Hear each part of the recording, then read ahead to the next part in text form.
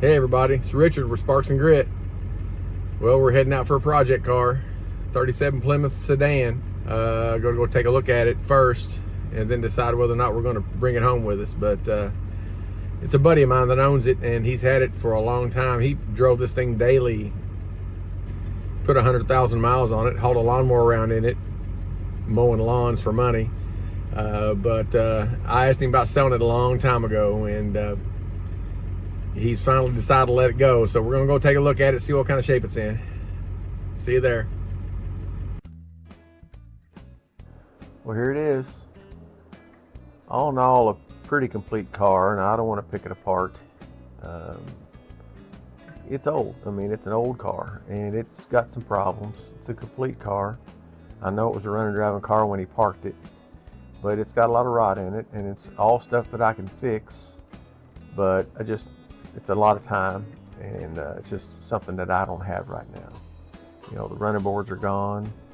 A lot of the windows have been shot out with BB guns, and the trunk floor's gone. The inside floorboards are gone. It just needs pretty much everything. And like I said, I'd love to have it, but it's just too much work for me. So I decided not to get this car. Instead, I got this car, which is a 71 Torino that his grandpa bought new, and his grandma drove it.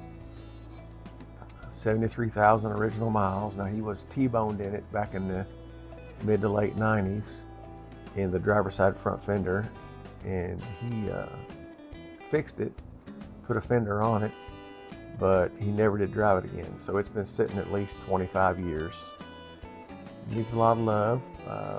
Probably will run. I'm pretty sure if the engine will turn over, I can get it to run.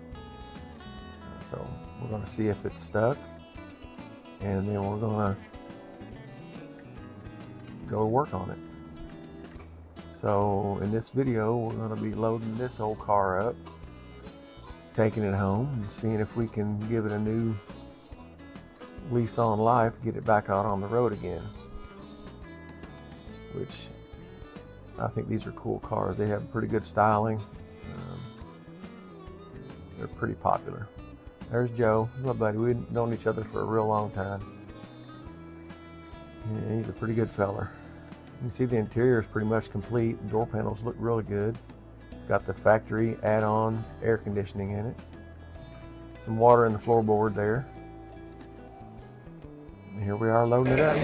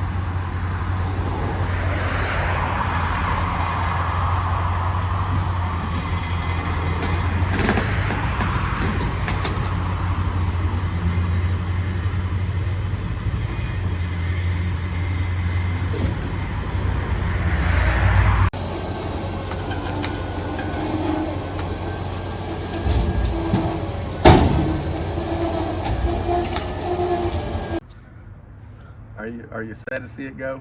I'm very sad to see it. I'm sad to see anything go, but that's the way things go. Me too. My grandfather bought this brand new in 1971. He died in 1975, and then my grandmother drove it until 1997. And it only had 45,000 miles on it when I got it. And then it was in an accident in 2000. And so it hasn't been too many places since 2000. Yeah, I think you said it only had 73,000 miles on it. 73,283 miles. Yeah.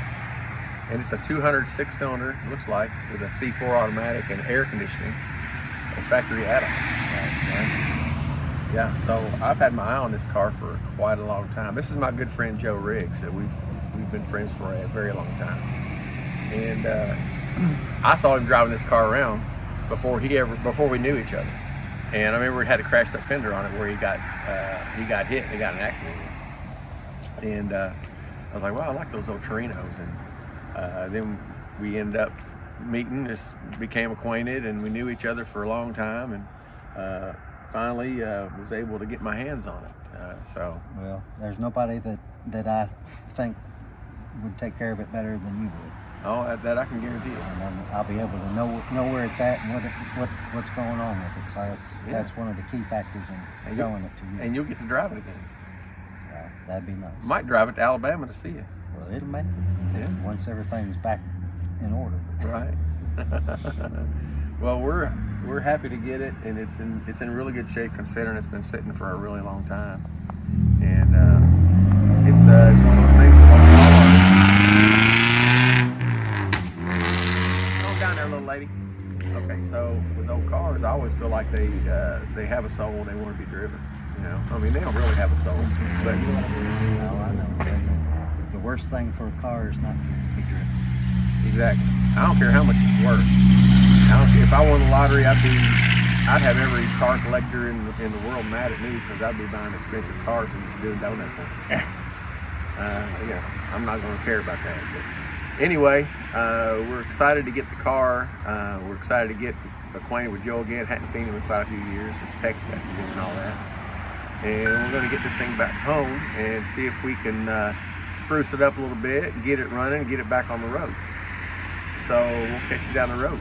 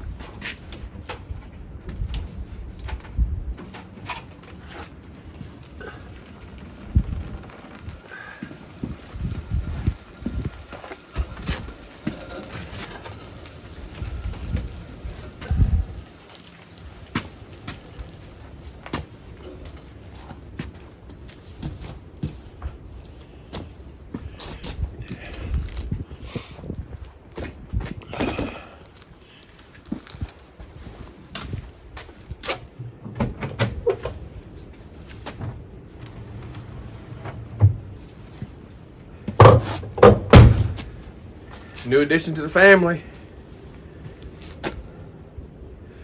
It's gonna be a sharp one. 71 Torino, 73,000 original miles. I know it don't look like it, but as a fact, I bought it off of a buddy of mine, and his grandfather bought it brand new. And he assured me that's original miles. We're gonna take a look at the brake pedal and the gas pedal and all that to make sure, but it's been sitting a long time because he wrecked it and then he had some issues with it, and after he fixed it. But it's fixable, and we get to do it. Stay tuned. Well, the sun finally came out here in good old Hoosier land. It's not even tomorrow. It's today. So nice to see the sun. It's nice and warm, t-shirt weather. I don't know, 3 days ago it was, 15 degrees or something like that. So that's what you get, you know what they say. I'm sure they say it in your neck of the woods too. If you don't like the weather, stick around 5 minutes, it might change. And it did. But so here's the old Torino, and being the weather's really nice, I think it's a good opportunity to see if this whole thing will crank over. We're not going to get it done today. We're not going to get a whole lot done, even at that, but we might get it at least to crank over, might get it to bark off a little bit. I mean, who knows? Who knows what might happen? First thing got to do is get the hood open. So if you look here, you can see that the vines and ivy and stuff have pretty much taken this over. I mean, they're growing up through the hood scoop, the bumper. This stuff's everywhere. We had to cut a bunch of this stuff to get it out of there. And man, kicking it around, it sounds like wire on the ground. But first thing I want to do is try to get this hood opened up. So there's the latch, and it does move. I have had it open, but it wasn't easy to get open. It was kind of rusty.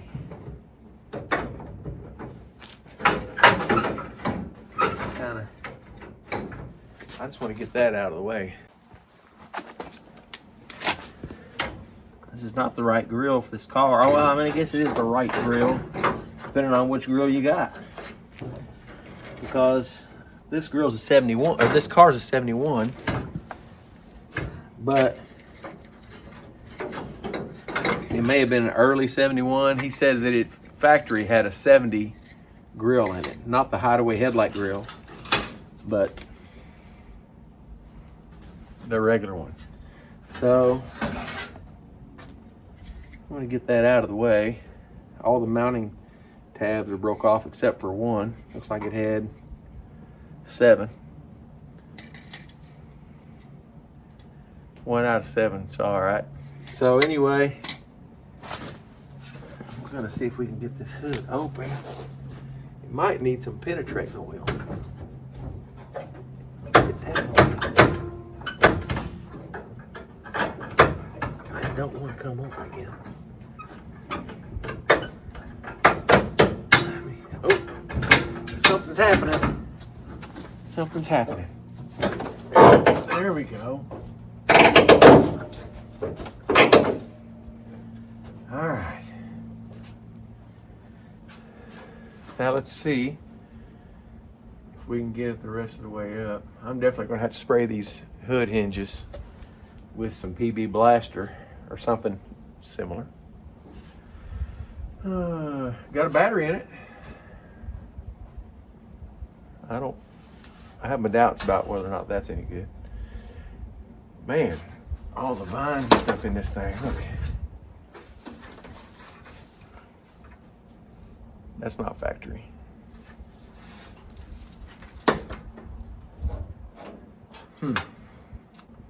Let's get some PB Blaster. Don't go anywhere, I'll be right back. Okay.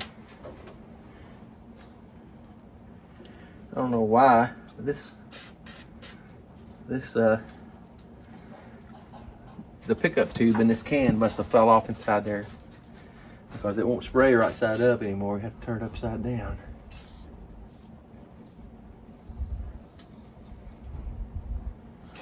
It's all right, you know.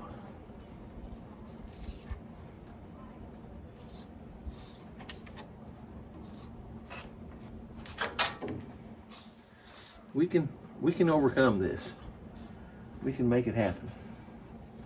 All right, let me put some on these hinges over here.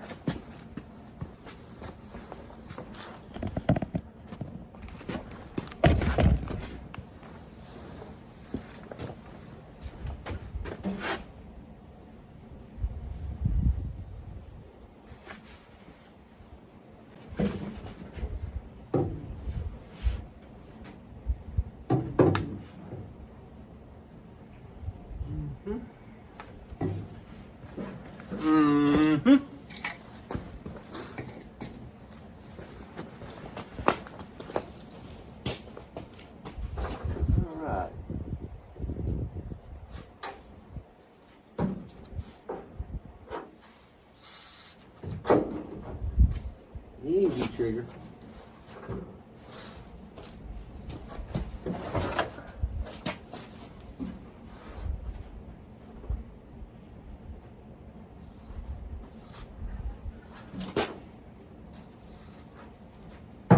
All right.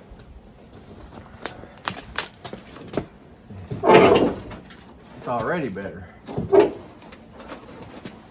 TV blaster works.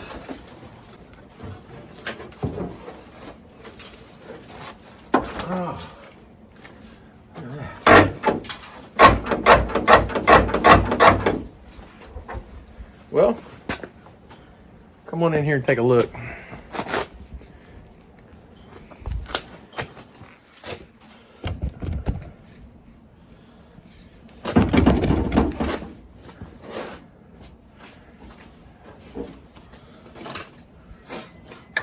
Well, the lid off of the air cleaner's gone. I don't know where that went to. I would have sworn that was on there when we left, but I don't see it in here, so I guess it wasn't. It couldn't have really gotten out traveling. Just set this out of the way.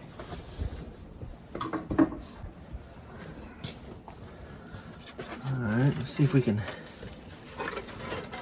untangle this monstrosity. I don't know, this was probably poison ivy. I'm wiping it all over my face and everything. Which, you know, I don't really have a big problem with poison ivy. My wife does. She never did until she got pregnant the first time. That changed everything for her. She got it just looking at it. After that, let's see here. Where are you? There you go. That fell out the bottom.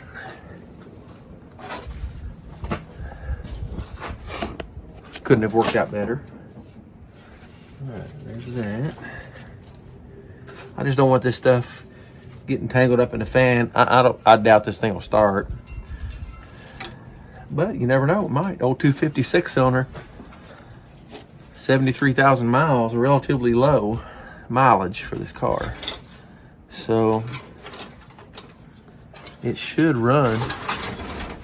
But whether or not it'll run right now, I mean, this carburetor's sitting there with the lid off of it for how many decades, we don't know. I'd say at least 2 of those. And we'll see. Let's look in here and see if it'll spin by hand. These are relatively low compression. You can see the air conditioning belt's still on there. So he said the air conditioning did work on it. Whether it still does or not, that's doubtful. Probably leaked out. Let's see. Oh yeah, it's turning. Turns pretty easy, which could be bad. I would say that the compression level is probably lacking a little bit, sitting so long, but it's at least good that it's turning over. Now, I guess the first thing I want to do is check, let's see if there's any radiator fluid in here. Oh, well, I can see it. I can't touch it, but I can see it. Let's use this twig here. The loose stuff off of it, just see. Yeah, You can touch it. Yeah. Yep, tastes like antifreeze. Tastes like poison. So, that's good. Let's see about the power steering. Oh, there's a little bit of fluid on the dipstick of the power steering pump. So, if it was leaking, it wasn't leaking bad for 20 years. All right, now, what else? Let's check the Earl. Yeah. It's full. And it's right, looks like it's right at full too. Like that on this rope that we've got holding the battery in place. So let's check her again.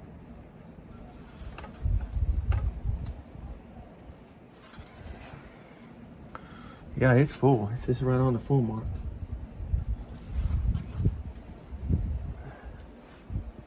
Let's look at the transmission. The transmission.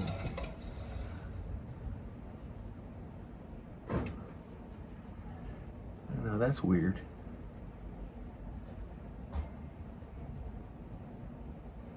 That don't look pink. It looks yellow, like motor oil.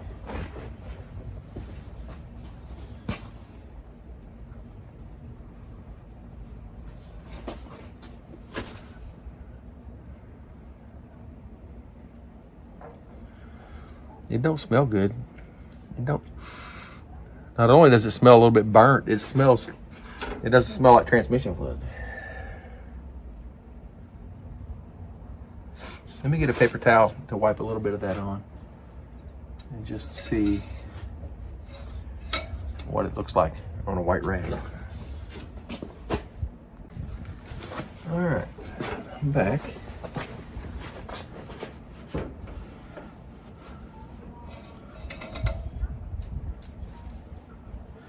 Where these vines get out of here.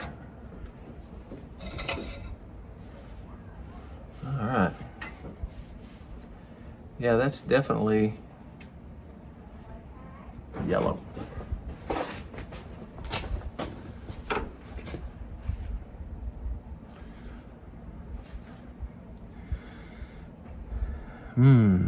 I don't know about that. Definitely not transmission fluid, or at least not any that I've ever seen. Let's just put this back in here. Forget about that for right now. Let me look here. Let's see if I can get that out of there. Yep. Okay. All right. That's forgettable for the moment. All right.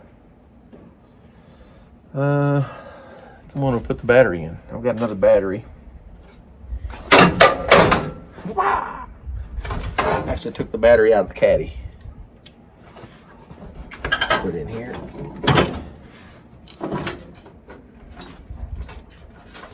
And 86. File 86. Man, this thing got old like a old rope, a mooring rope for a boat bumper. Don't cut yourself, Richard.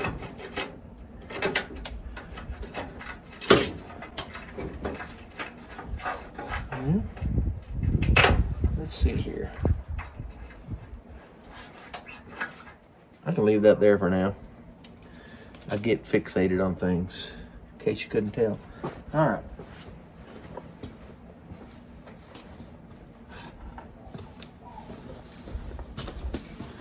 Grab some of this here PB blaster. Put on these battery cable ends.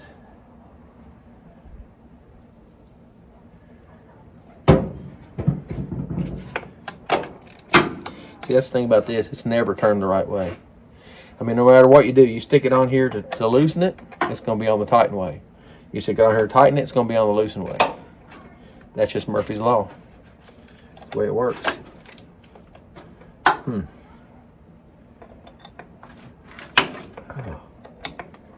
don't fit.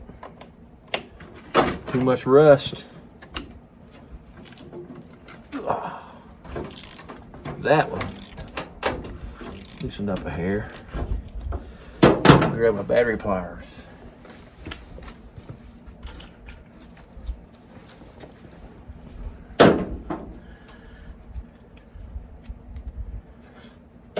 Better known as channel locks. You know, it just depends on what you're using them for. Well, they're designed like channel locks. They don't work as well as real channel locks. These are pretty cheap ones. Yeah, they're not going to work. I'll be back with some real ones. I figured while I was going in there, I might as well just grab another wrench. It appears that it's not a 1/2 inch. It appears that it's a 12 millimeter. So that has been changed. Oh. Oh. The battery tray's falling out of it.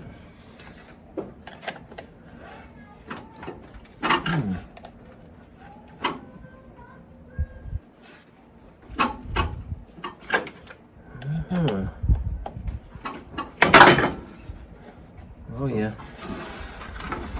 That bolt in the battery cable and twist it off. We got to replace that anyway. It might get us through to see if it spins over at least.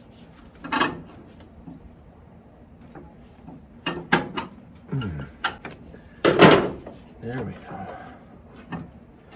Get that off of there. You know, I would have thrown it, but then I have to go pick it up. So, let's see here. What that is? That's a piece of cardboard with insulation or something. Something stuffed in there to hold the battery still. That is a plastic battery tray. All right.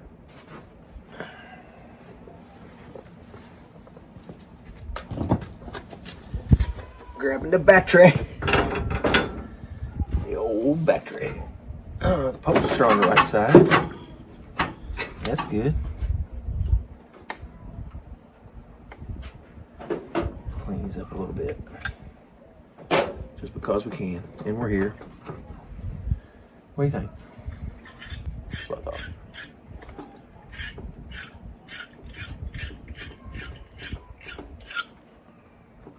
That helped.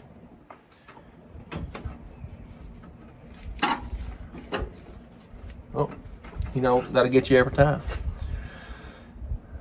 That's a red negative cable right there. Get you every time.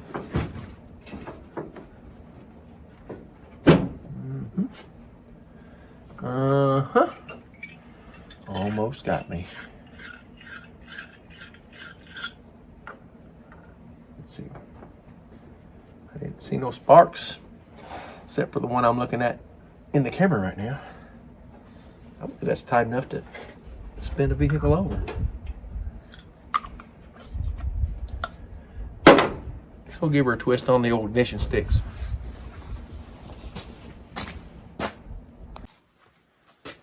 Alright.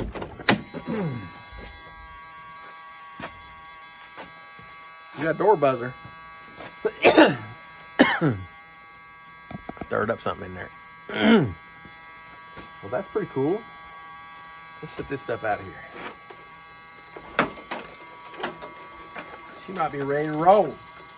I might get in there and hit the starter and she'll fire right up. Uh-oh.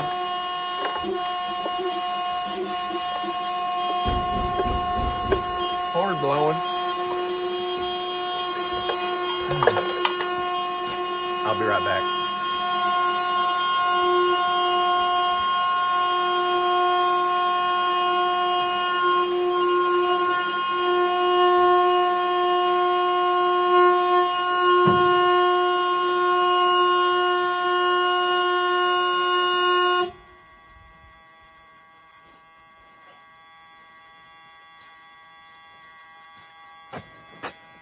I have to work on that later.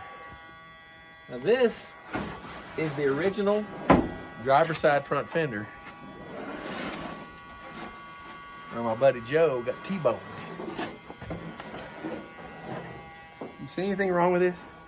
I mean, and not so much here, but kind of here, and not here, but right along here. You see anything?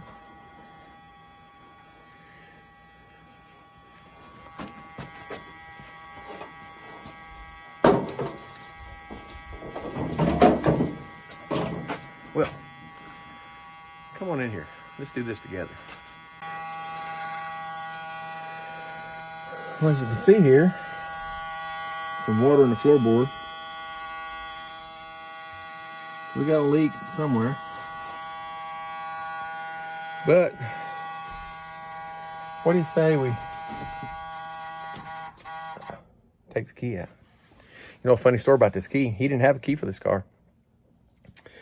And I said, well, you know, they only made a certain amount of Ford keys each year. I've got a bunch of old Ford keys because, you know, Ford guy. Anyway, let's try them out. Last key that I had, I went through I had a Ziploc bag full of keys. Last one I had put in here. Parent.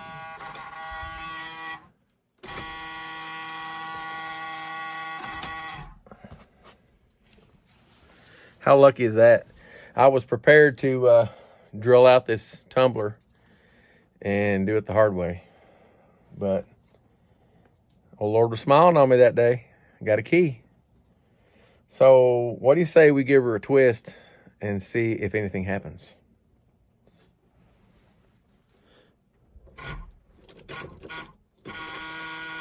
Kind of sticky feeling. And so's the gear shift.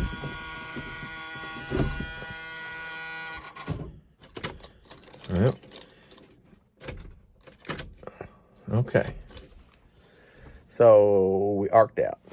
Let's go out there and work on the battery cables a little bit.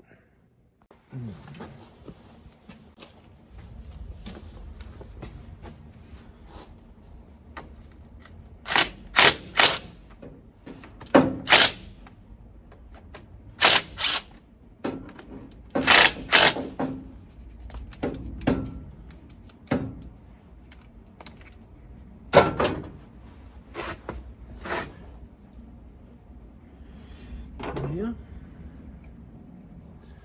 it's pretty bad. I mean, we ain't got to get it perfect. We just want to get it going.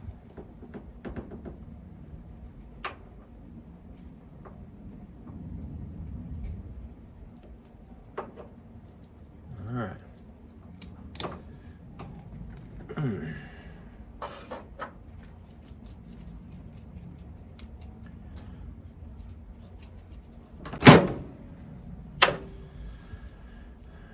Yeah, we've got that. Let's see.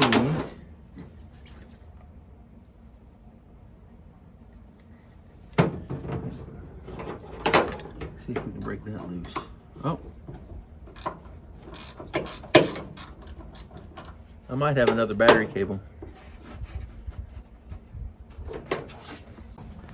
All right, well, I had another cable, but it's another negative cable. And we all know that the hot cable will fit the negative side, but the negative side won't fit the hot side. We all know that. But I tried it anyway, and I figured it out again. So anyway, I went and cleaned up this old cable end. Now, I didn't do a complete thorough cleaning on it. I just did the important stuff. You know, I took this little lid here off and wire wheeled it and wire wheeled the inside of the cable. And then I cleaned up the inside of the cable in there and put another bolt in there that's a little bit better than the one that came out. Only a little bit. But anyway, it's in there. So let's go ahead and see if we can put this back together and try this all over again. I'm going to take this little doodad here. Try to clean some of the corrosion off of this old cable. Just give it a little bit more of a chance of making a connection there. And then slide that up in there.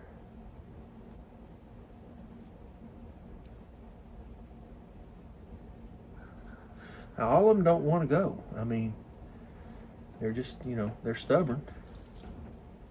You got some rebels. They just don't want to go. Tighten that up a little bit.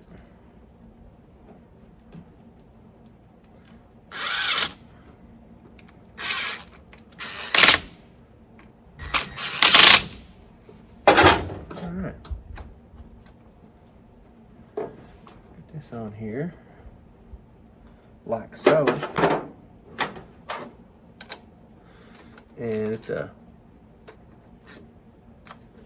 1/4-20 instead of a 5/16, 18. So I've got to use 7/16 wrenches instead of 1/2 inch. This is just temporary. Easy. Easy now. Go ahead and tighten this one up a little bit too. Backwards again, just like I told you.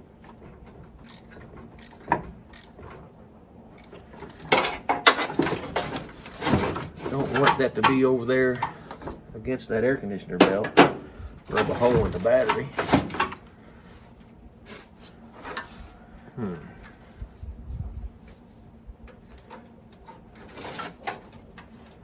I think that'll do for now, donkey. That'll do.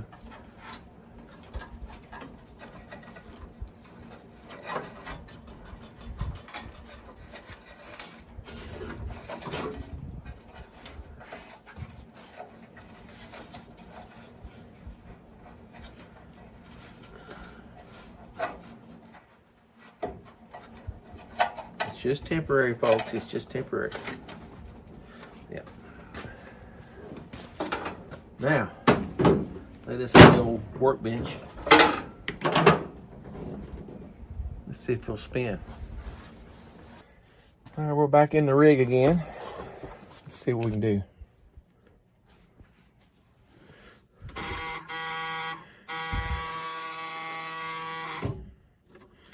Did it again. So we need to know where. Oh, you know what? I didn't tighten that cable back up on the solenoid.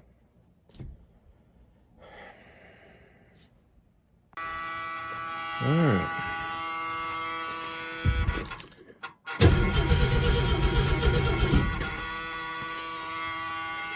Oh yeah. Spinning over nice. Let's listen to it again.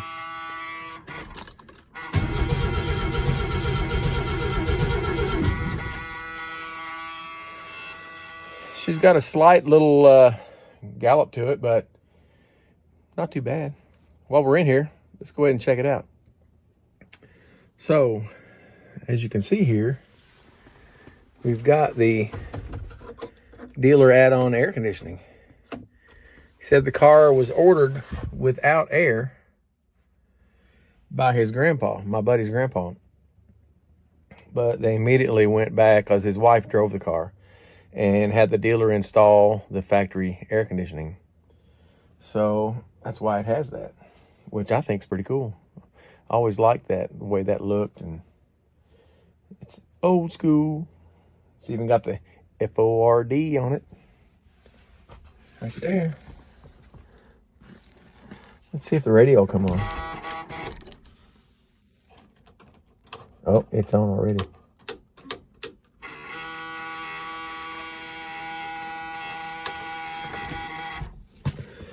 So the old Philco radio is negatory, but it probably will work. I'd say a lot of connections in here are rusted. Interesting thing that I see over here, though, on the other side, under the glove box. Look at that there. Got us a snake skin. I wonder if he's still in here. I'm almost afraid to open the glove box, but I'm not that afraid. Let's see. Oh, wasn't in there. We got some stuff though.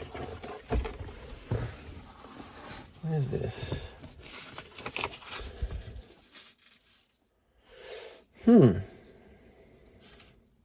Starting instructions. What's this?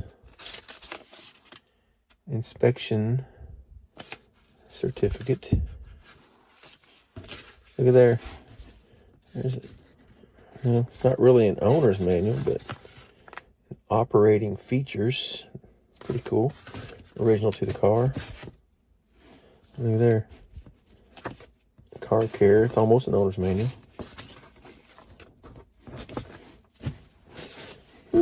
Pretty cool stuff. Let's put it all back in there for now. Give the mice something to chew on. Well, what do you say we dump some gasoline down the yap and see if it'll bark off? I doubt it, because it probably has points. I don't think this has electronic ignition. 71. Probably points, and they're probably corroded pretty bad. But, you know, who knows? We'll see what happens. Got the old 50-to-1 rec fuel 2-cycle. Dump a little bit of that in there.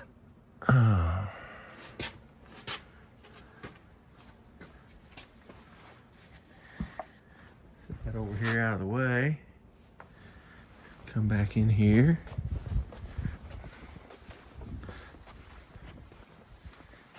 Give her another twist.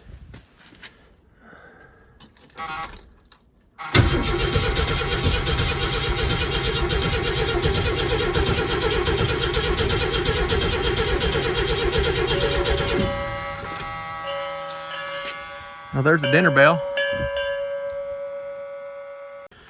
Okay, so we had no fire, just like I suspected. So we're gonna have to yank the points out of there, give them a filing on, and pop them back in, see what happens.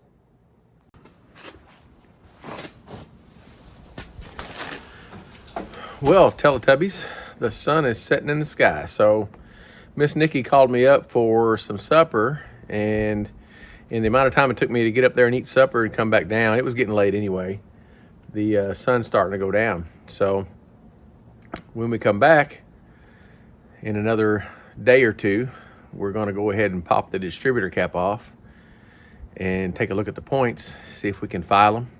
Maybe we can file them with them in without taking them out, and then see if we can get some spark to the spark plugs. So that's going to be next. We'll be right back.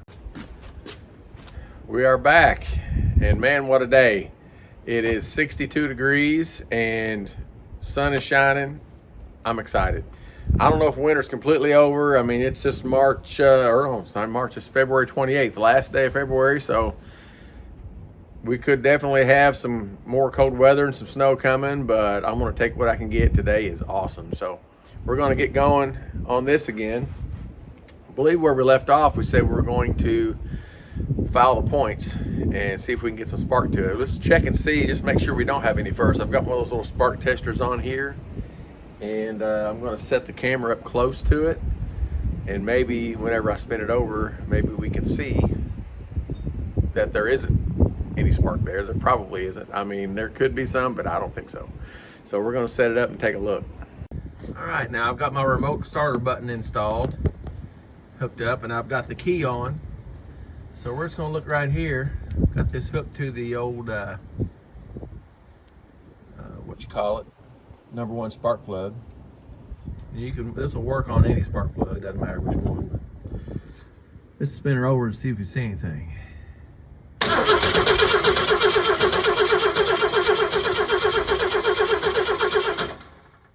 Nothing. Okay, so let's go ahead and pop the distributor cap off there and see if we can file the points.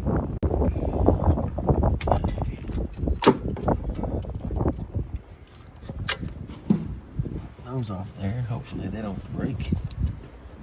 Okay, let's see here. If we can get this out of the way. Those old plug wires are hard as a rock. Okay, let's try to get that out of the way. Vacuum line for the vacuum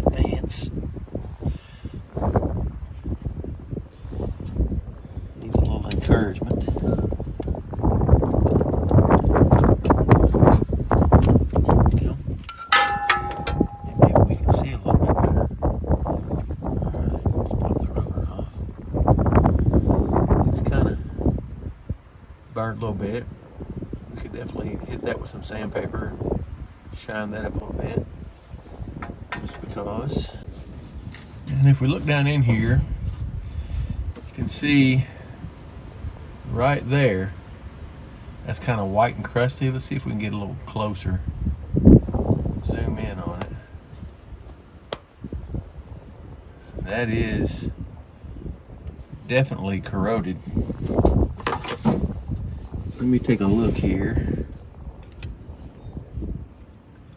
Oh yeah. So, I look down in there though, you can kind of see, you probably can't see it, but I can see that the pad on those contacts in the middle looks like it's pretty clean, but, so that might not be the issue, but we're going to go ahead and see if we can clean it. I'm going to run some little piece of sandpaper through there, just see if we can get a little bit of cleaner surface and maybe encourage it to spark a little bit.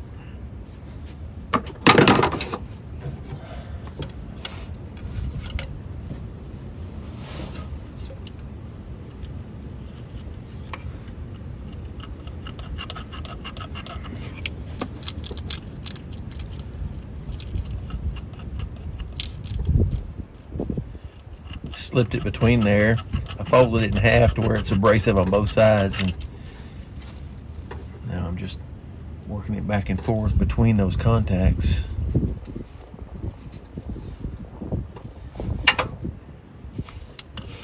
It shouldn't take a whole lot, but they're pretty corroded.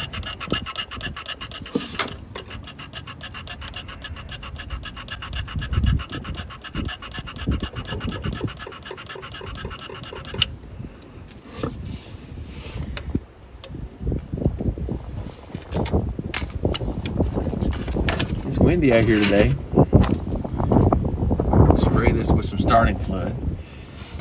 And don't worry, it dries pretty fast, so it's not going to be like a deal where we start a fire, hopefully. And we might, you know, but hopefully not.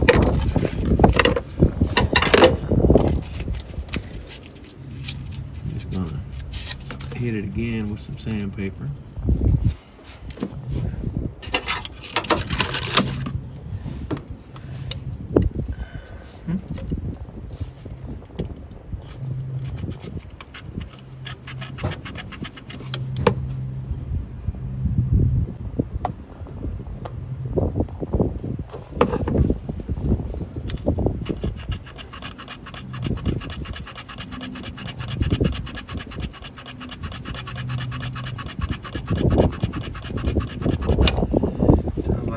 Pretty smooth. Not really a whole lot of debris coming up on the sandpaper now. That could just be the contact pad itself. Let's give it a squirt of starting fluid again.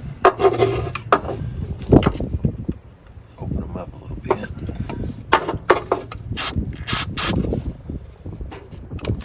Way better already.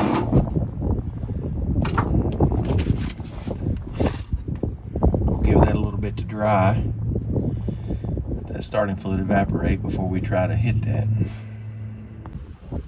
All right, that starting fluid is pretty much dissipated, burned out of there from the wind. So let's get down in here close and look. I'm gonna go turn the key on, and then we'll see if we can see a spark there when I open that up.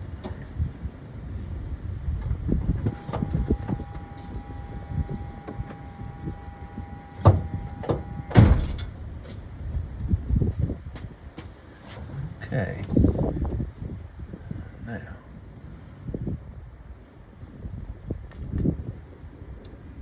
oh, you see that?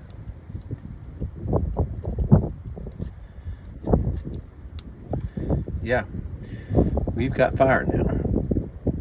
So I'm gonna go ahead and put this all back together. Rotor on. I went ahead and cleaned the contact on the rotor up and the contacts on the inside of the distributor while we were waiting on that starting fluid to burn off. So let's go ahead and clamp this back on.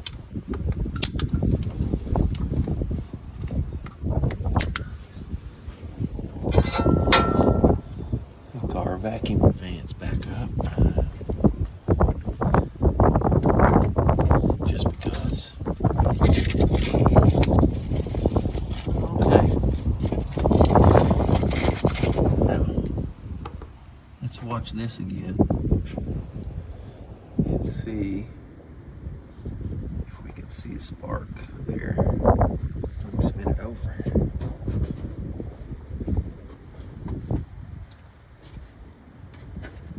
Now you holler out, fire, fire, if you see something. I still don't see nothing. There it is. There's some fire. Did you see that? All right. Well, that's great news. So we made an improvement already. We have spark to the spark plugs. We know that for sure. So the next thing I want to do is dump a little more of that 2-cycle down the carburetor, give it another spin, see what happens.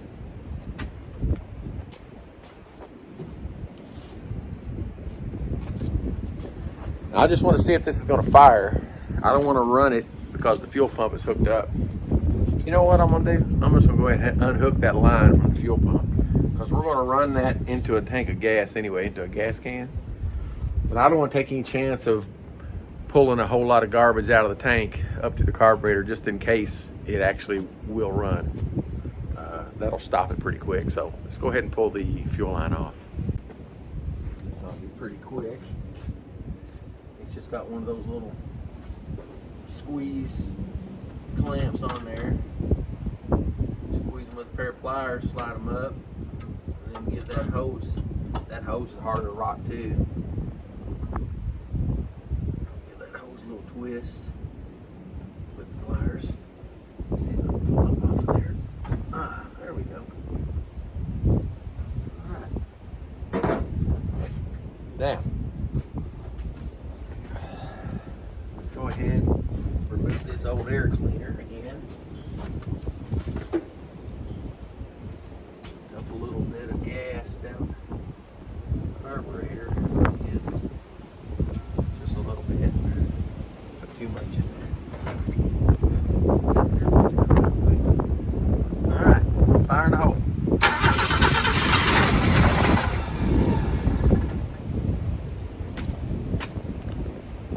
You know, it's always fun whenever you have an old car like this, at least for me, that's been sitting for decades. I found a registration in there that was from 1999. So this thing's been sitting for 09, 19, 26 years. So has not run, has not started. This is the first sign of life for this old girl in all that time. So it's just exciting to me. I hope it's as exciting for you as it is for me, because you know, if you like old cars, it probably is. But let's go ahead and hook the fuel line up to the gas can and see if we can get this thing to run.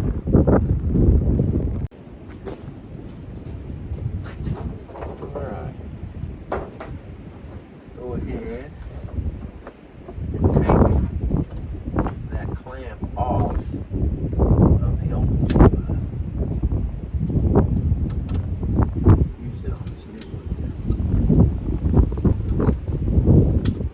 hopefully this fuel pump will blow fuel. See what I'll do. Might be a good idea to go ahead and just dump a little bit of this gas down in the inlet of the fuel pump. If I can dribble some in there. Let's pinch this a little bit tighter there. Maybe we can get lucky.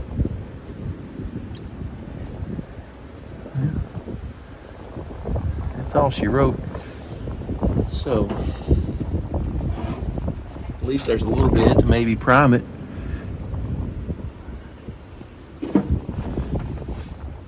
We'll go ahead put this clamp on here. Don't flip off and go into the abyss, little buddy.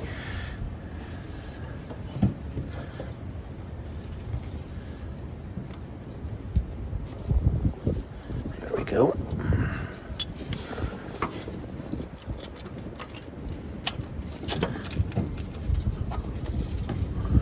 There we go.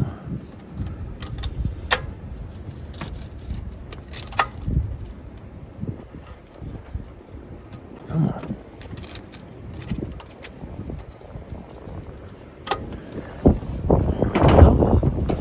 Now, let's go ahead and run this fuel line down underneath, and I'll grab it out the bottom, stick it in that gas can. There we go. Get the light out of there. Turn that off.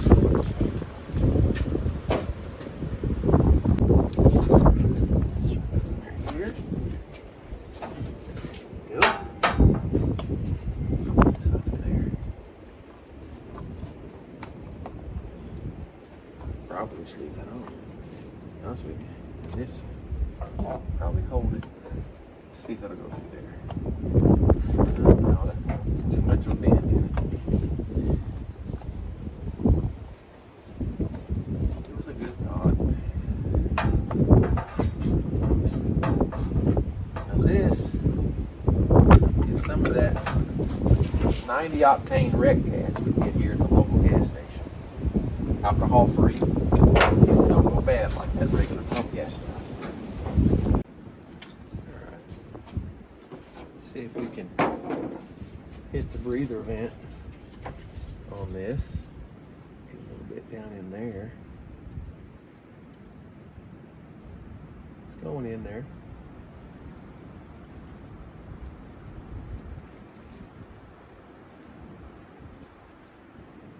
A little bit in the float bowl.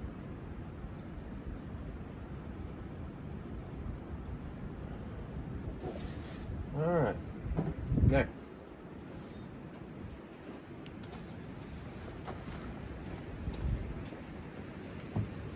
here, grab a starter button. See what happens. Oh, I got to put my spark plug back up. It'll run like that probably, but I want to give it every chance I can.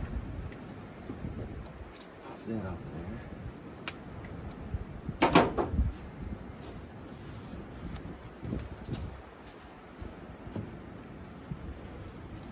Fire in the hole. I like it.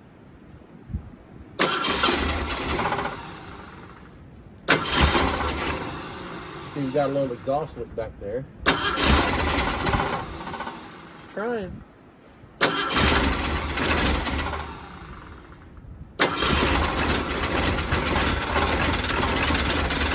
Is it going to idle? Oh, she's trying. Come on, baby. Let's try it. Let's give her a little drink.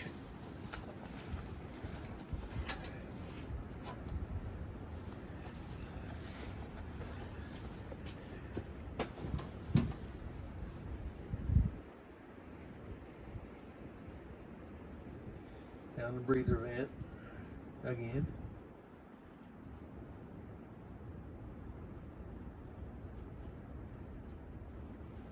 All right. Let's try this again.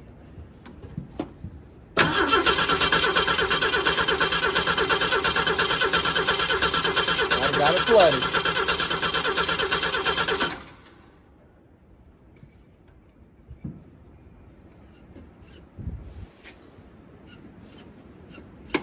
Don't see it squirting yet.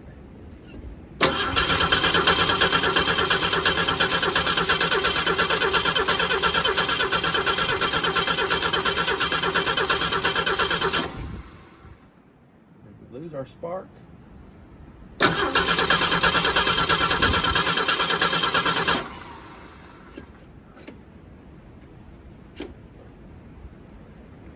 Oh, that accelerator pump stuck tight.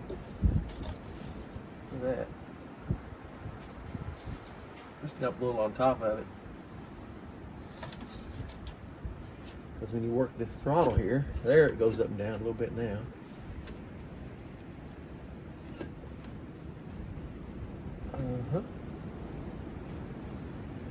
Oh, she's squirting. It's squirting.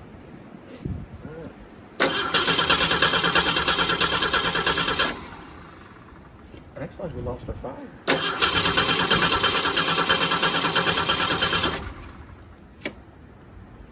Alright. Well, let's see what happened.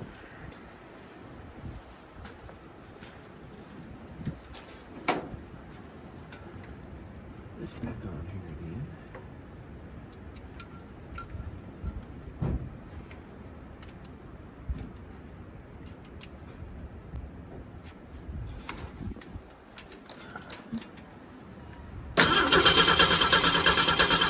Oh yeah, she's a fire. Got me. Alright, so we might just need to put a little bit more fuel in it. I don't know.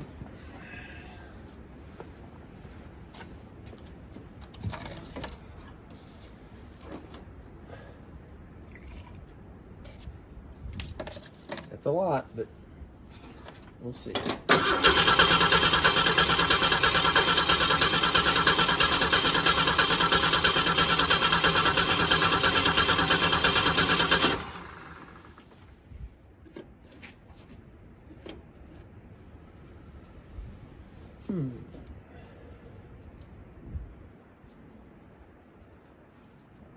So, we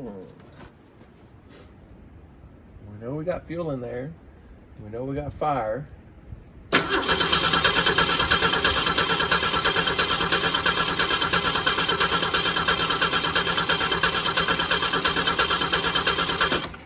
What are we missing? Maybe it's just not enough fire. Maybe we got to check the points just to see what the gap looks like.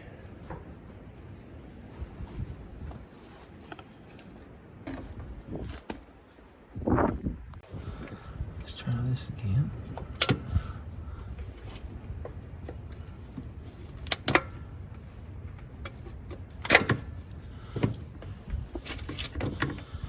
That vacuum vent's out of the way. All right.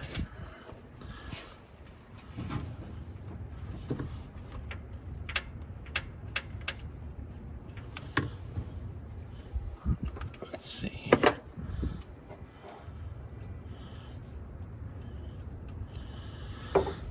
Let's take a look at them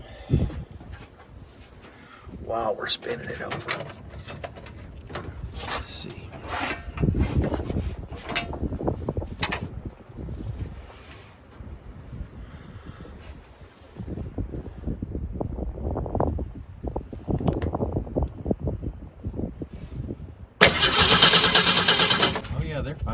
They're firing good. Yeah, that should be enough to run for sure. Okay, so that means it has to be a fuel delivery or a timing issue. Let's put the cap and rotor back on. And go downstream a little bit farther. So like I said, these spark plug wires are pretty bad. So we could be losing all our fire. We know we got a runner though. Let's hit it one more time. Let's go ahead and check the rest of the spark plugs. See if they're getting juice to them.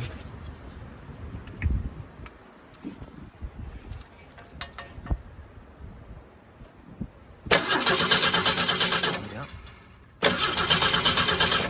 That one's firing.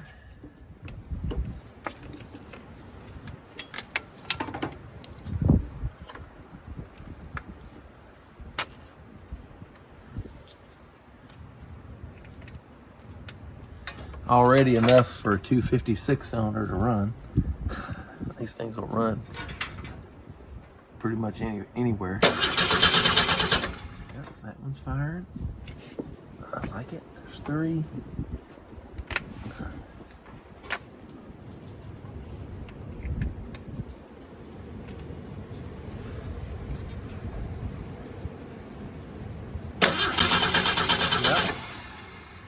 Yep. 4. We already know it'll run on 4 for sure. But we're gonna go ahead and check these other 2 just for the fun of it. Immediately.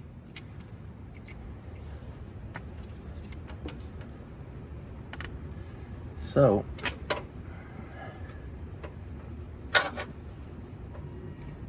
we know we've got fire getting to the plugs. Yep, fire that. All 6 have fire delivery through the spark plug wires to the plugs. Now it'd be kind of tough to convince me that all 6 of those spark plugs were working. Well, we know at least a few of them were working, and then they all stopped. It's possible. I mean, it definitely is possible. You know, we have put some 2-cycle down in there, so I feel like we have the top end lubed up a little bit.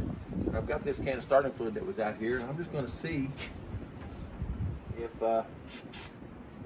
this will make it fire.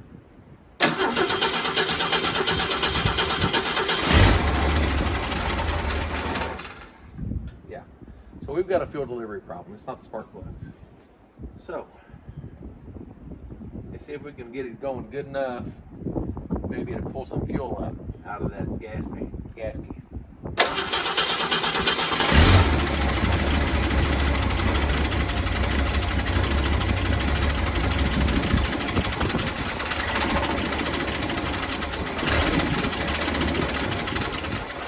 She's trying. She's definitely trying. Sounds good.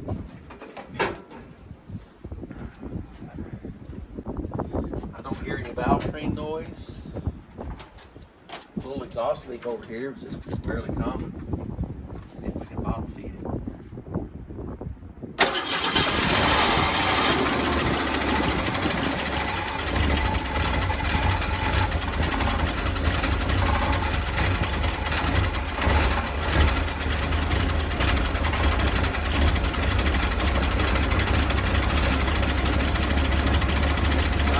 Look at there.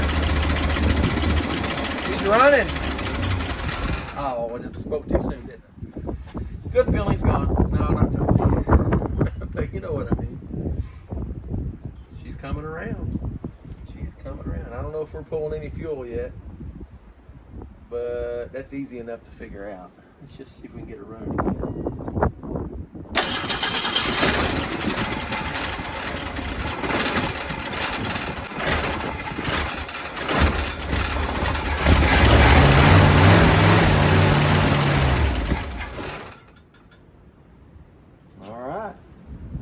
Smoke.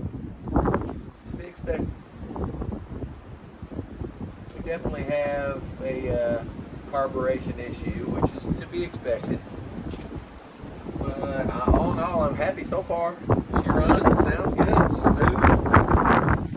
I mean, I believe she'll come around. But we gotta get fuel. We gotta get fuel pulled up to the carburetor.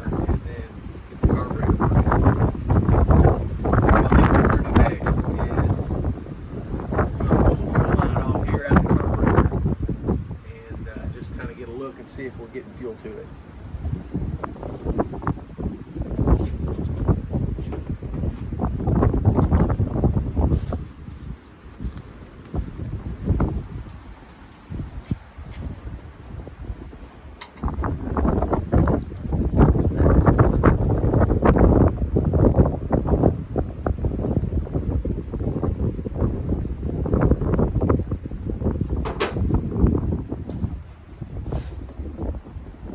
For my pliers, and I forgot that I stuck them in the neck of that gas can to hold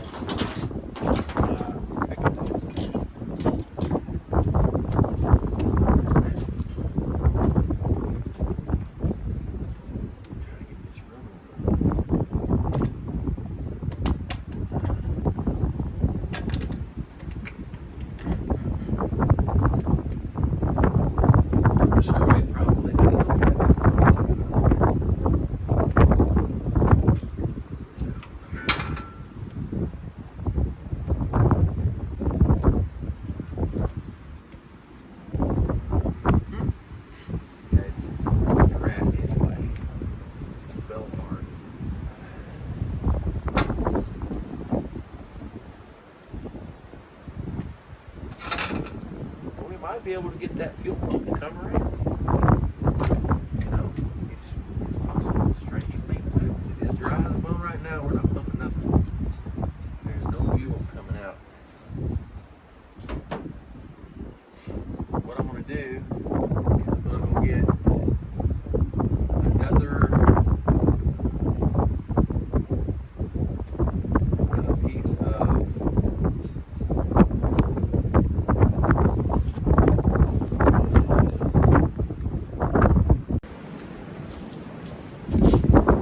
don't you hate when your mind goes blank?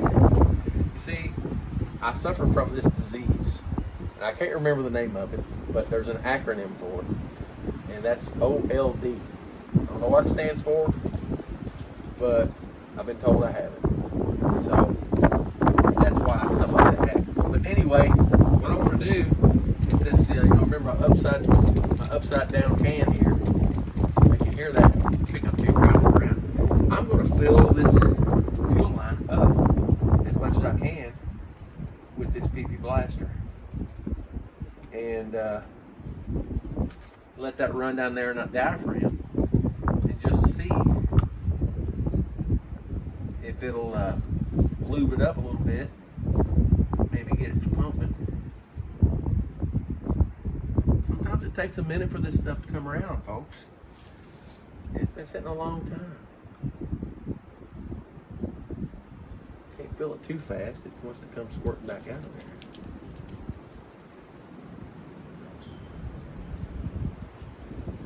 But it's going in.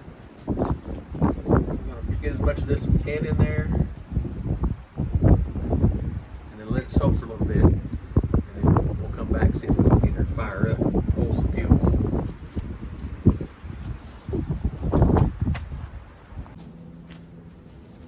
Alright, let's try this. I put carburetor cleaner down in the float bowl through the vent, took the auto air mixture screw out, put some in there. Been soaking for a little bit. Let's see what happens.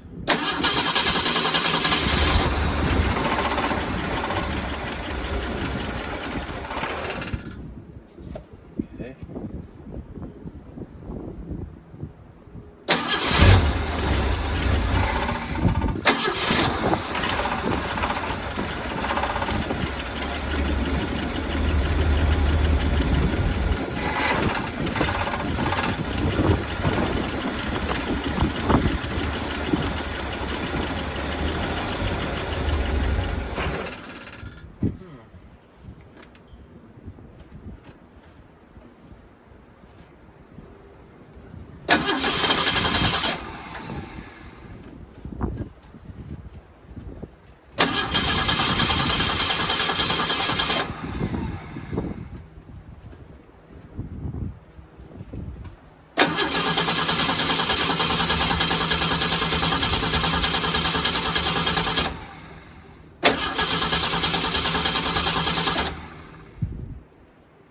Okay, let's see if the float stuff.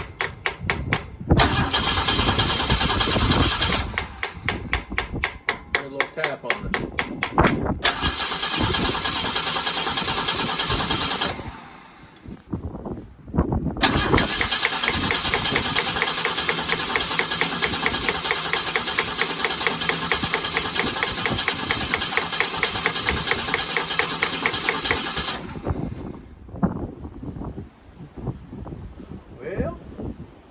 Must not be getting any fuel into the float bowl.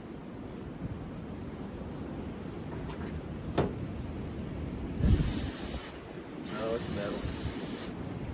Looking at it, it almost looked like it could have been glass, but it's not.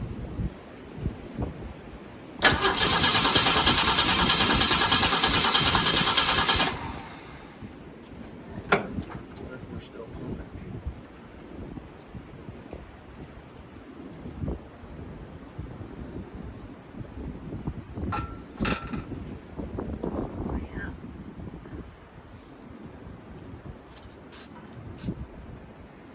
Sure sounds like it.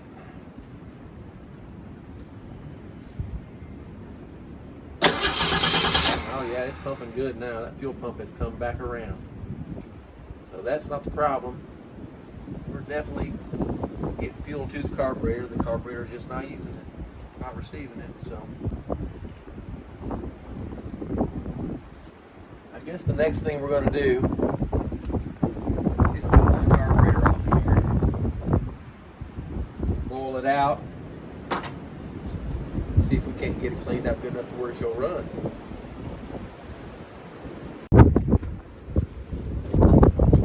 Alright, let's go ahead and yank this carburetor off of here.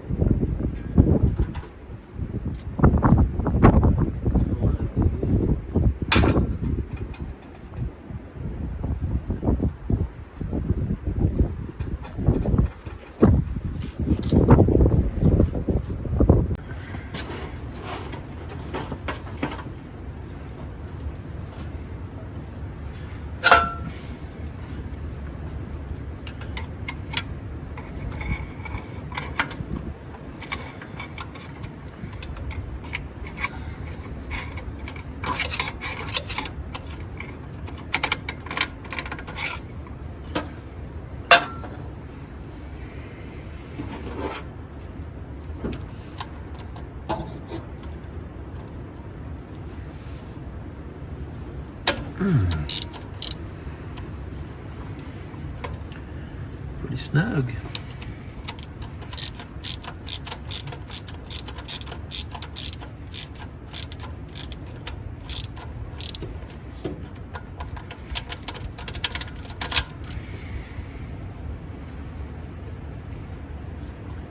Can't get my socket off of there now. There we go.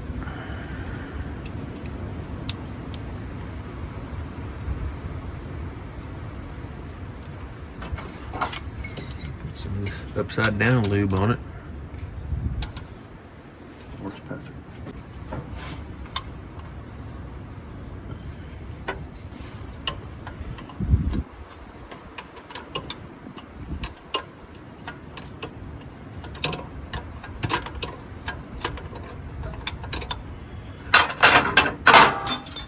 Upside down lube the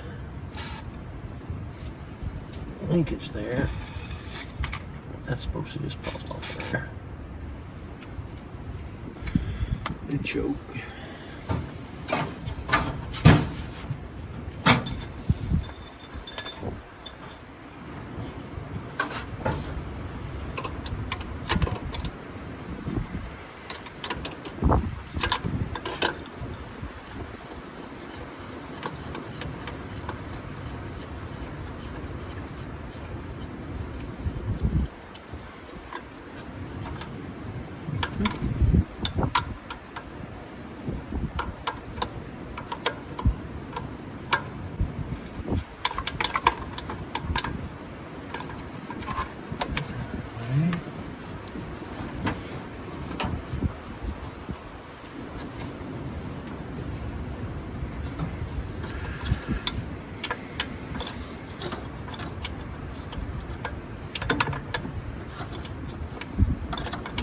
We'll get this running good, where I think it's running pretty good. Then we'll change the oil in the oil filter. But first we're going to run it through some heat cycles and see if we can get make sure the coolant's circulating, make sure the thermostat's working, opening and closing. We can run this thing for a little while without it overheating. And then we'll check the transmission out, because I don't like that deal with that yellow fluid in there. I don't know how that came to be. It stinks too. Weird. I don't know if somebody stuck some kind of additive in there to maybe help it stop slipping. I don't know. I don't know that it ever did slip. I just trying to figure out what happened. Alright, fuel line's unhooked. PCV out of the way. Put that there. All that's left is the throttle linkage. And that should just pop off of there.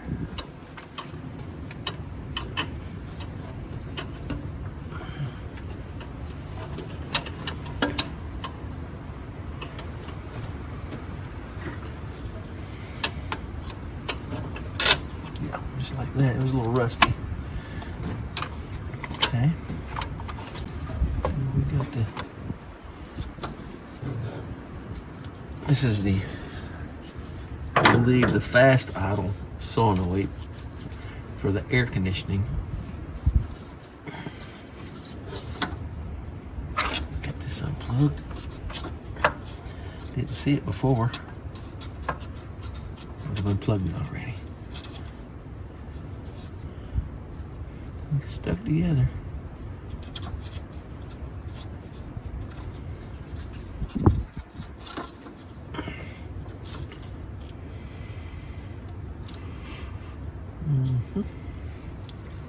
Stubborn.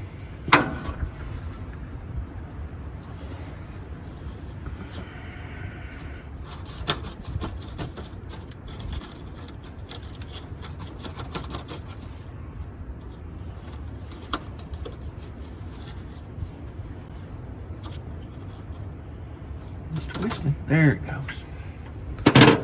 Finally got it loose. All right, there we are. Let's go pop that float bowl off and see what we can see.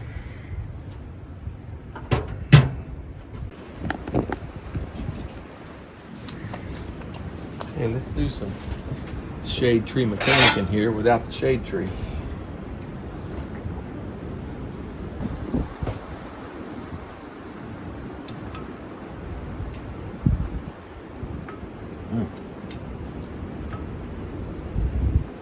Those are tight. Rest it in there.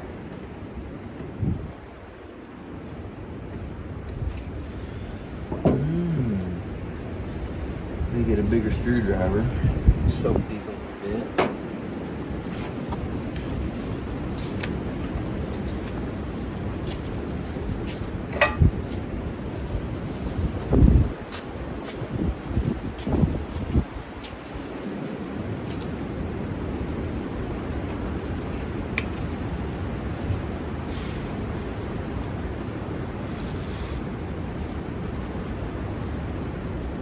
What I usually like to do on rusty bolts is put a little bit of heat on them. Of course, that's a no-no with a gas-filled carburetor. So we can't do that.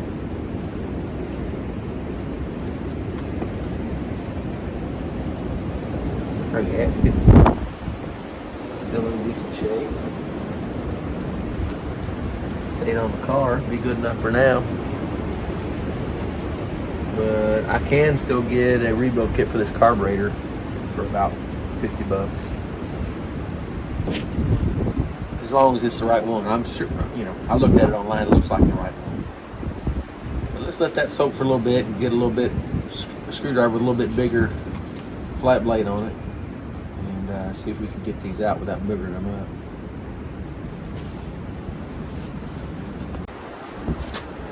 Got this better screwdriver. I got this little ball peen head in here, so what we're going to do, we're just going to tap on this, right around these flanges here. Maybe we'll encourage them to break loose from that stamped steel. That's sheet metal float bolt.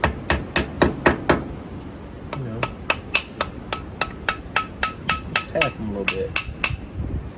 Not go crazy. Screwdriver in there real good.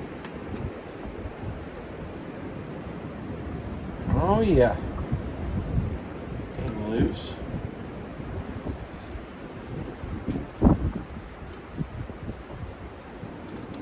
Ah. Yep, that one broke loose.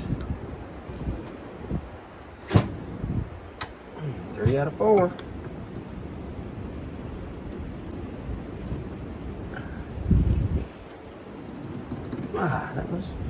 There's always one, folks. There's always one.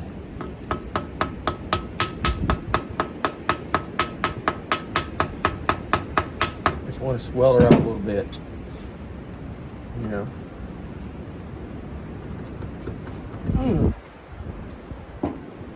It's stubborn. Here's what we'll do, though. We'll take these other 3 out.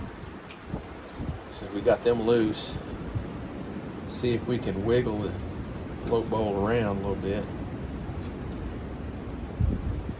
Maybe encourage that other one to come loose.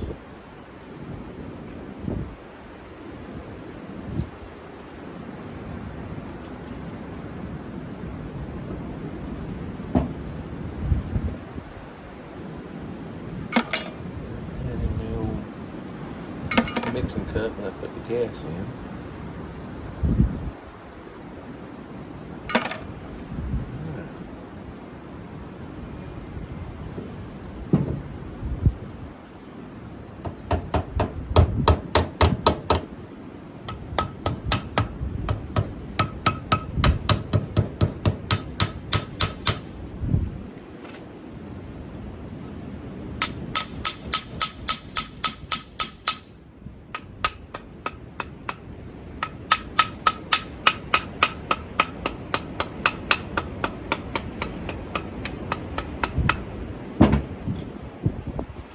Encourage it to move a little bit, you know.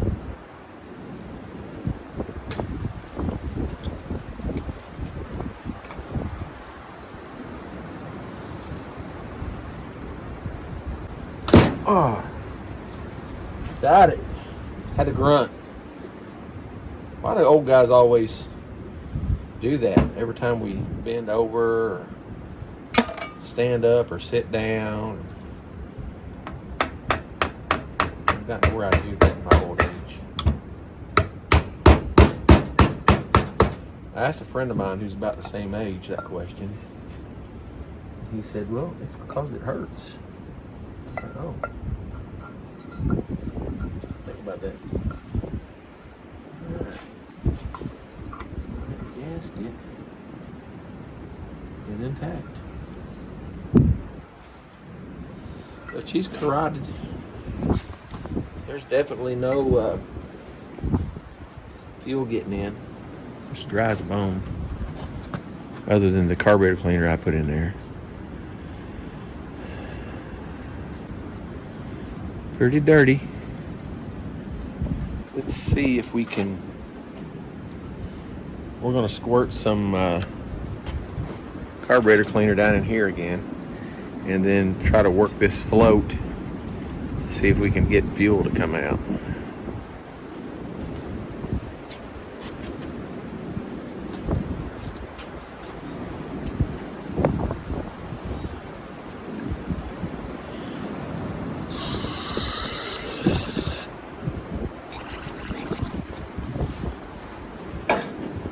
Coming out. Should be coming out now.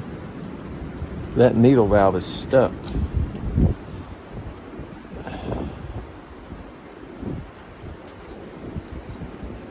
Of course, it could be the filter's clogged up. Let's take that off and see. Let's just hose this out a little bit. The main jet there, fire valve.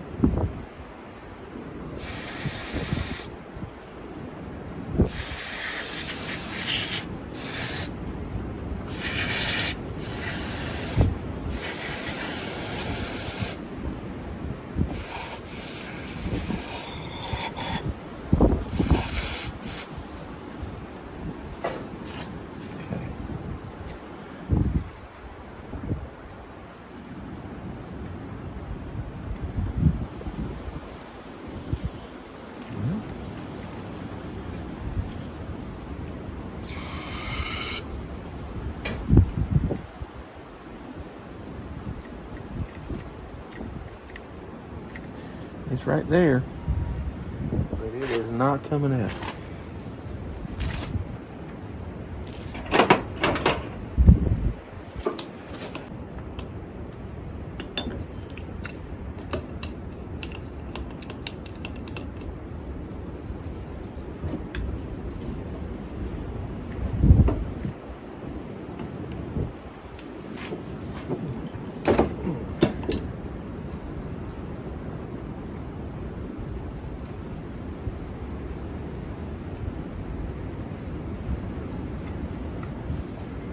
There's the needle valve, folks.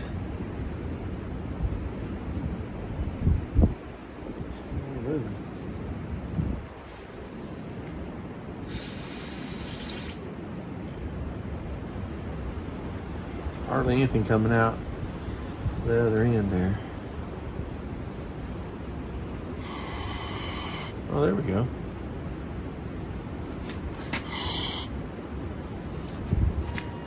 Alright, so there is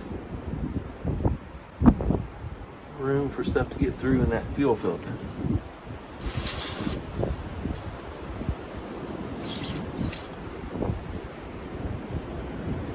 Alright.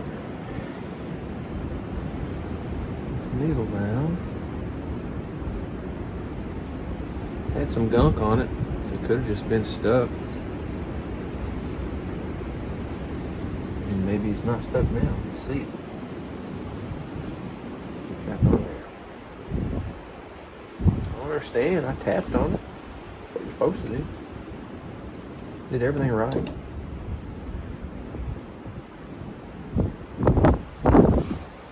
Let's see here.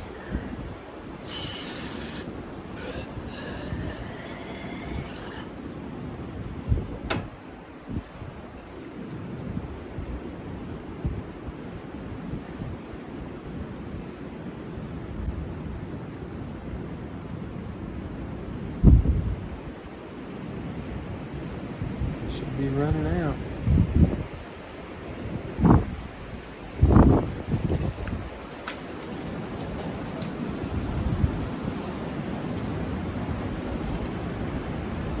It's moving.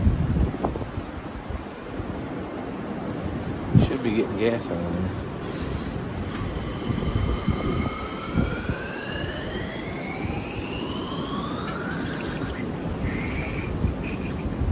Line's full. There it goes. She's coming in now, folks. I don't know if you can see up in there. It's hard to tell. When I lift that up, you can see that carburetor cleaner running out. Alright, so I think we got her freed up now. And I know that when I squirt into this main jet, there's fuel coming out of the carburetor. So that's working. So now, as long as the idle air mixture circuit is working, this car ought to run on its own. And there.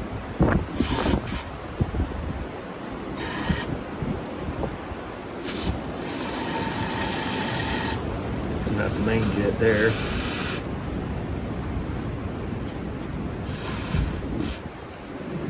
Alright, so there should be, I mean, there's a good, I'm not going to say there's no reason it shouldn't work.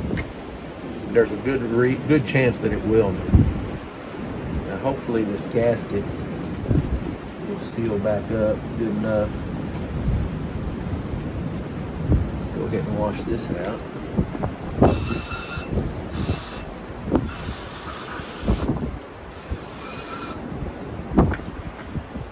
Go hit that with the wire brush.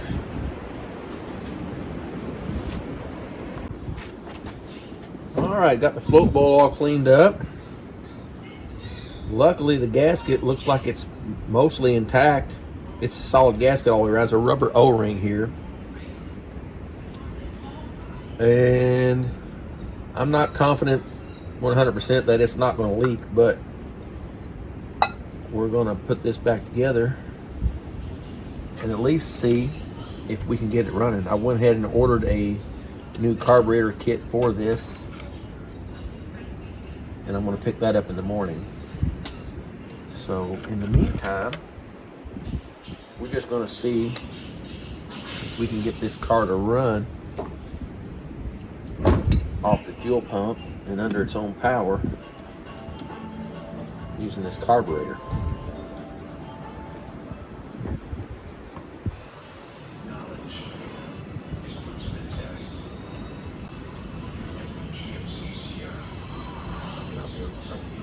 Take a couple minutes to get it back together and get it back on the car.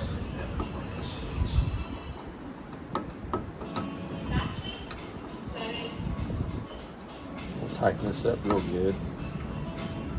Give it the best chance possible.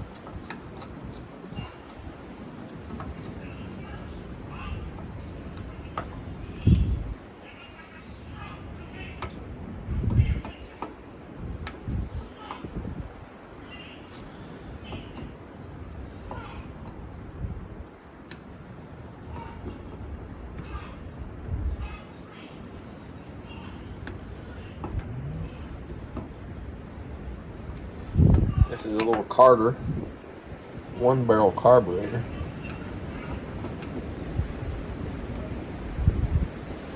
Okay.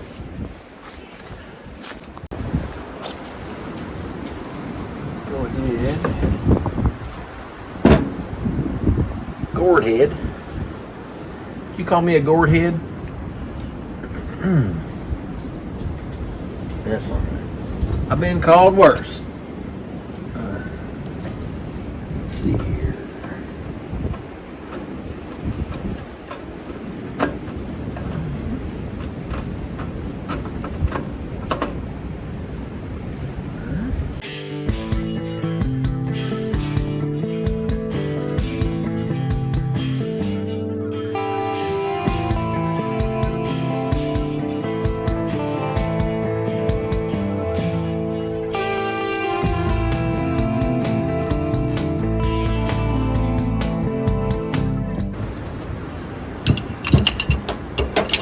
What do you say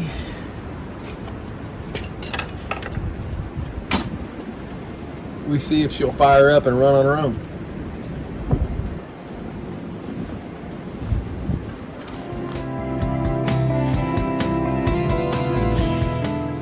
Let her rip, Tater Chip.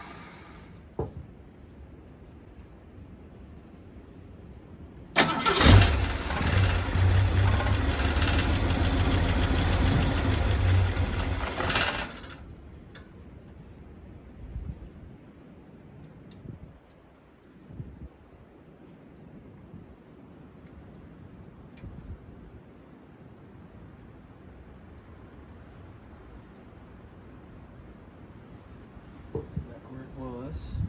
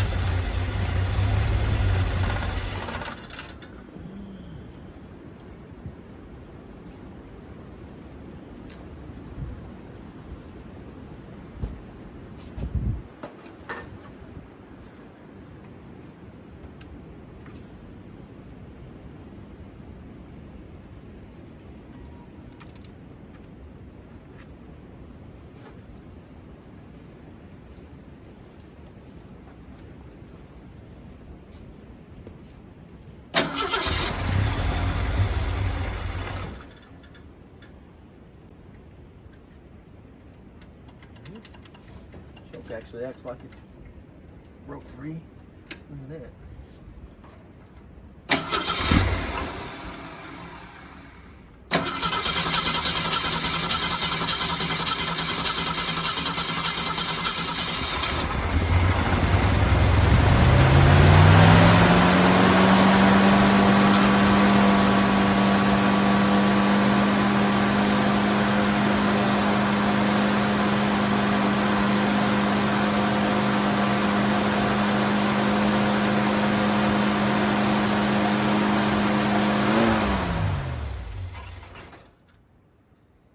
Run on fast idle, but it won't run on slow idle.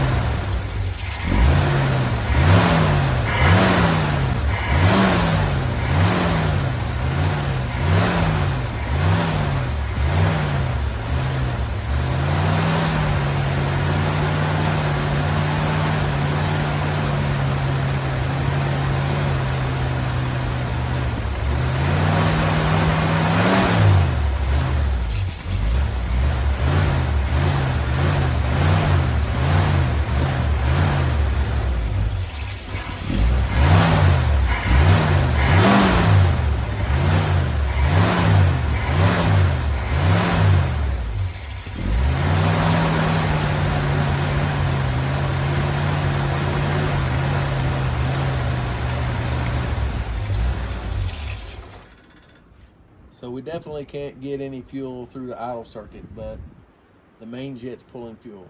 So we're gonna have to pull the carburetor apart, put a rebuild kit in it. The one thing I noticed here is we've got some of these vacuum caps here that are just hard as a rock, had holes in them, dry rotted, crumbled into pieces. So I have some more of those. I think I'm gonna try. I'll put those on just to see. But I know vacuum leaks will definitely cause a vehicle not to idle.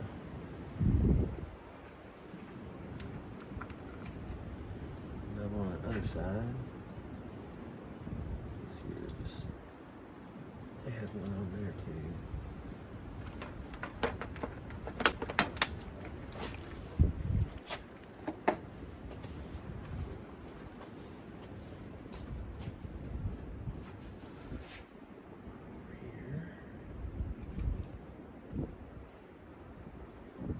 That up.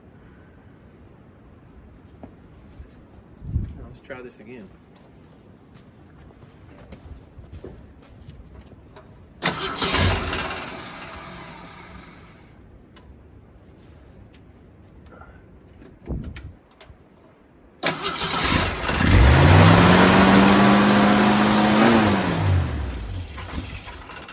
Still won't run.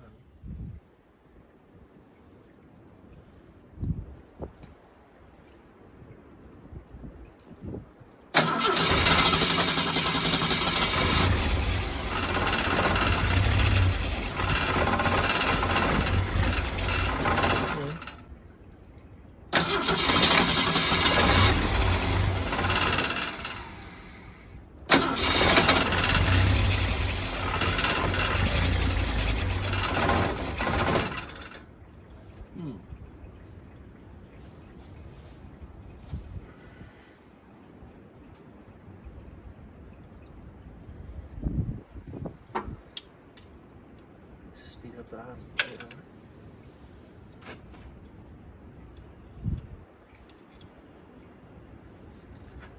Oh, that froze up. She might be coming around. I don't know.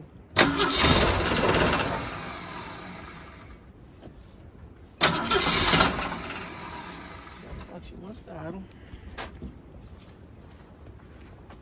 I've got that idle air mixture screw back almost all the way out.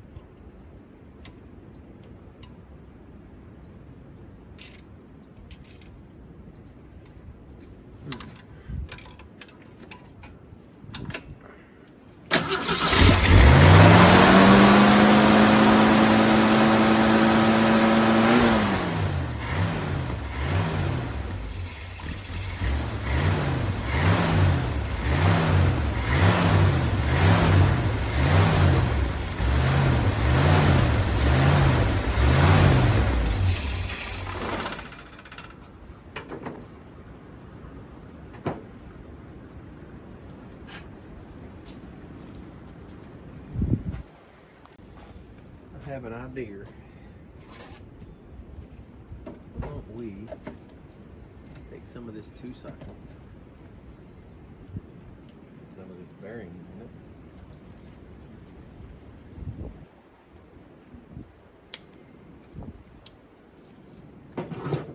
and see if we can drag it up into the carburetor like that.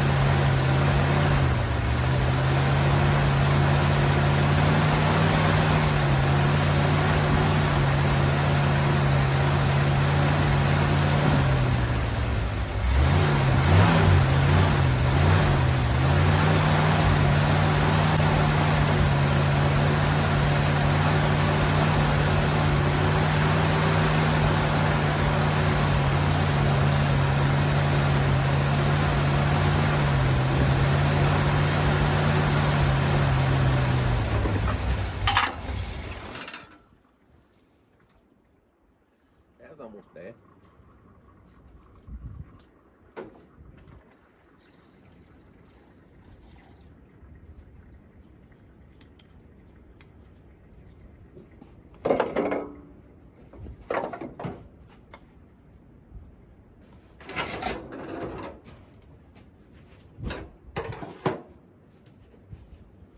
We'll do this a little more. I kind of like the way that was going. Gasolina in there.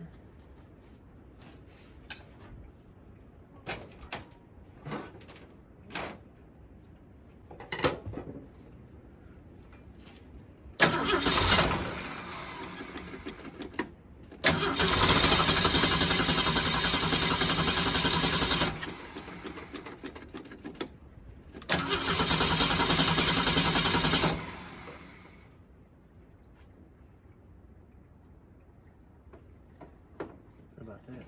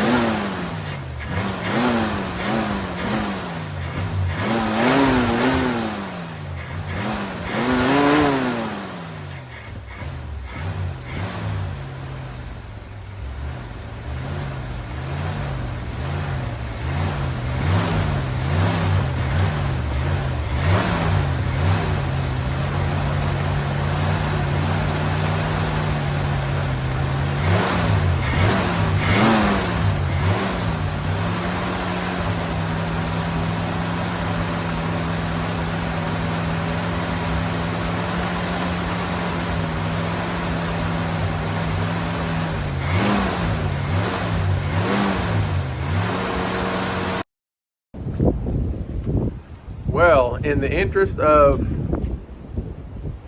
not making an obnoxiously long video, this thing is already going to be about 2 hours long. So I'm going to make this video, this revival of this car, in at least 2 parts, maybe 3 parts, I don't know.